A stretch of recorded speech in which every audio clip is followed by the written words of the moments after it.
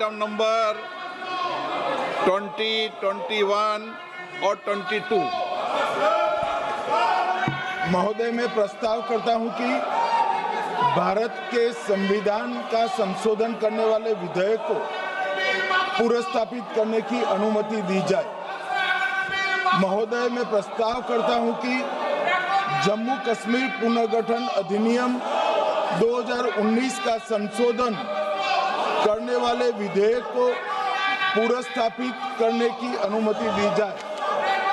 महोदय, मैं प्रस्ताव करता हूं कि संघ राज्य क्षेत्र शासन अधिनियम 1963 का संशोधन करने वाले विधेयक को पुनर्स्थापित करने की मंजूरी दी जाए।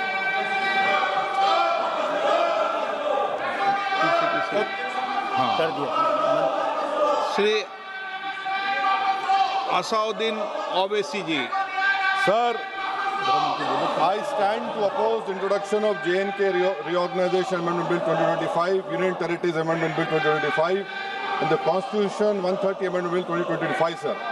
Sir, this violates principle of separation of powers, due process, undermines the right of the people to elected government. Sir, it gives executive agencies a free run to become judge and jury executioner based on flimsy allegations, suspicions, sir.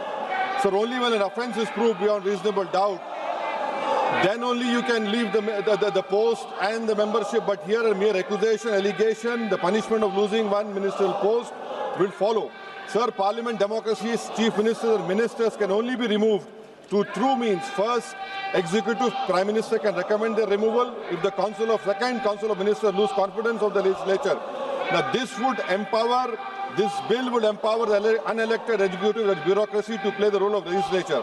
Sir, it undermines representative parliament democracy. This amendment would leave the minister and CM at the mercy of executive agencies. The severity of the amendment is not only in the fact that one loses their position if they are arrested, but even if they are detained. Detention and administrative action doesn't require offence to be made. Sir, the chief minister will not be able to accountable people. I want to know from the Honourable Home Minister, as he read Article 74(1), which says that the Council of Ministers headed by the Prime Minister to aid and advise the President who shall, in exercise of his function, act in accordance with such advice. Now this bill clearly violates 74(1). Sir, this is the 1933 Gestapo when Gestapo was found in Germany. This government is hell-bent on creating a police state. This will be a death knell and leash on elected government, sir. Indian constitution is being amended to turn this country into a police state. BNS 152, the Home Minister promised in this House that sedition would not be used. Section 316, Section 9 of BNS, PMLA Section 4, all these can be used to destabilize an elected government, sir. That is why I oppose the introduction of all these three bills. This is nothing but creating a Gestapo to ensure that our democracy does not survive. And may I tell the Honourable Home Minister, despite his promise on BNS 152 has been used against a senior journalist, Siddharth Vardhan, Assam also. That is why I oppose this introduction of three bills, sir. Thank you. Tiwari. Speaker, sir, I rise to oppose the introduction of these three bills under Rule 70(1) of the Rules of Procedure and Conduct of Business in the Lok Sabha. This bill is squarely destructive of the basic structure of the Constitution. अध्यक्ष महोदय, भारत का संविधान का जो मूलभूत ढांचा है वो ये कहता है कि कानून का राज होना चाहिए. There should be rule of law. और उस rule of law, कानून के राज की बुनियाद है कि आप बेगुनाह हैं जब तक आपका गुनाह साबित नहीं किया जाता. You are innocent until proven guilty. This bill stands that fundamental maxim of jurisprudence on its head. It makes an investigating officer the boss of the Prime Minister of India.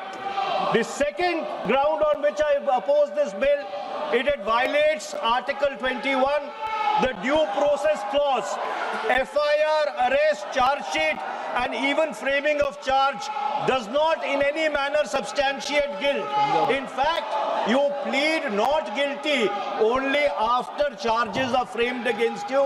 This bill turns the fundamental jurisprudence of Article 21 on its head. Number 3, it distorts parliamentary democracy, which is again basic structure, by displacing will of the people through mere custody, bereft of judicial determination. अध्यक्ष जी, ये बहुत ही संवेदनशील विधेयक है. मेरे 2 बिंदु और हैं, मुझे कृपया. ओके. चौथा, on the fourth ground is it opens. Please माननीय सदस्य, आप नियम 72 के तहत विरोध कर रहे हैं. अध्यक्ष जी बिल्कुल. जब कभी बिल आपका सदन में आए, जब आप डिटेल में चर्चा करते हैं. अध्यक्ष जी, अभी नियम 72 के विरोध के बाद सारांश बोलने की परमिशन दिए. जो रूल 72 है वो 2 चीज कहता है. एक लेजिस्लेटिव कॉम्पिटेंस, एक general opposition of the bill, जिसकी स्वीकृति आप दे सकते हैं. और क्योंकि ये इतना संवेदनशील विधेयक है, मैं आपसे ये विनती करता हूं इसके ऊपर पूरी चर्चा कराई जाए. मेरे सिर्फ 2 बिंदु और हैं. दिस बिल, मिस्टर स्पीकर से एक मिनट. आपने कानूनन बात की, तो कानून ये भी है कि 72 उसके बाद भी अलाउ करता हूं, लेकिन संक्षिप्त में. बिल्कुल संक्षिप्त में अध्यक्ष जी. आपको डिटेल में चर्चा मेरे सिर्फ 2 बिंदु और हैं. This bill opens the door for political misuse by instrumentalities of the state whose arbitrary conduct has been repeatedly frowned upon by the Supreme Court.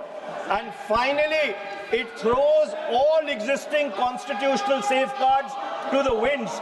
Collective responsibility, judicial review, no confidence motion, and disqualification and conviction.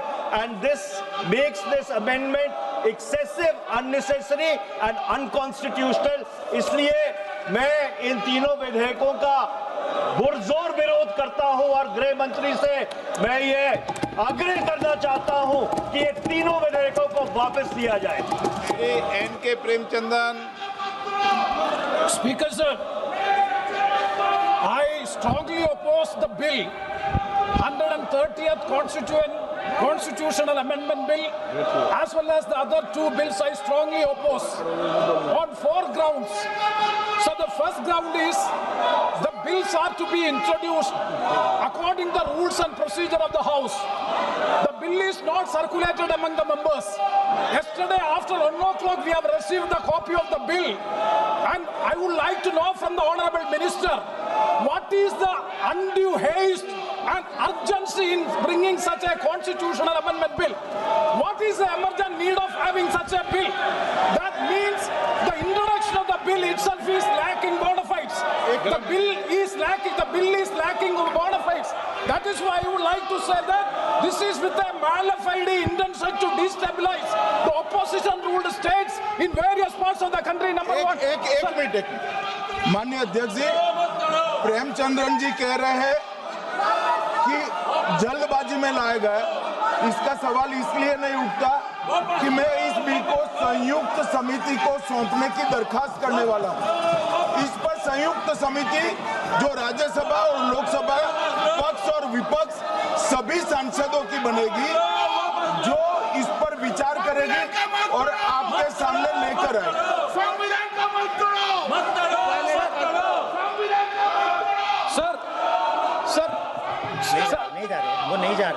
Sir, I do agree with the Honourable Minister, but at the same time, the members are having the right to oppose the bill at the time of introduction. This is the legitimate constitutional right of each and every member to oppose the bill at the time of introduction of the bill. That is being contained. That is the problem which I am trying to say. And the second one is that is disqualified. Shri Venugopal.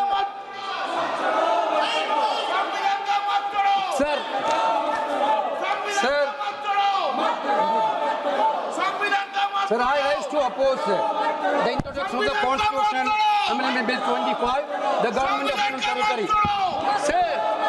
Sir, this bill is to sabotage the federal system of this country. This bill is to sabotage the basic principle of the constitution of this country. Sir, BJP people are telling this bill is to bring morality in politics. Can I ask a question to the Honorable Home Minister? When he was the Home Minister of Gujarat, he had been arrested, sir. Whether he took the morality of that point of time, ये विषय नहीं है माननीय सदस्य। morality of that point of time. गृह मंत्री जी, आप मुझे सुनो जरा, मुझे सुनो गृह मंत्री जी, मुझे सुनो ना, पहले बैठ जाओ। हाँ गृह मंत्री जी। माननीय अध्यक्ष जी, मैं रिकॉर्ड क्लियर करना चाहता हूं। मुझ पर झूठे आरोप लगाए तब अरेस्ट होने के पहले मैंने नैतिकता के मूल्यों का हवाला देकर इस्तीफा भी दिया और जब तक मैं कोर्ट से निर्देश नहीं हुआ कोई संविधान पद मैंने स्वीकार नहीं किया। ये क्या सिखाते हैं नैतिकता में? मैं तो इस्तीफा देकर गया था और मैं तो चाहता हूं कि ये नैतिकता के मूल्य बढ़े। हम ऐसे निर्लज्ज नहीं हो सकते कि हम पर आरोप लगे और हम संवैधानिक पद पर रहें। अरेस्ट के पहले मैंने इस्तीफा दिया है। माननीय सदस्य, आप बिल पर बोलिए। Yeah. आप 72 के नियम के तहत बोलिए। Sir, this name है, आपका डायरेक्शन है। 19 आप 72 नियम के तहत बोलिए। सर, माइक नहीं है सर। नियम के तहत बोला आप 72। सर, this आपका डायरेक्शन है 19A, 19B। हाँ है। Sauta round call भी है। हाँ। Very clearly telling at least 1 week notice is needed for introducing a bill. Sir, I am telling that this bill is to target the opposition ruling government. This bill is to threaten the people like Nitish Kumar and Chandrababu Naidu. This bill is to blackmail everybody. Sir, my point one. आप माननीय सदस्य, आप 9 चलिए। धर्मेंद्र प्रधान जी बोलना चाहते हैं? प्रधान नहीं यादव। आपके मेंबरों को बिठाओ।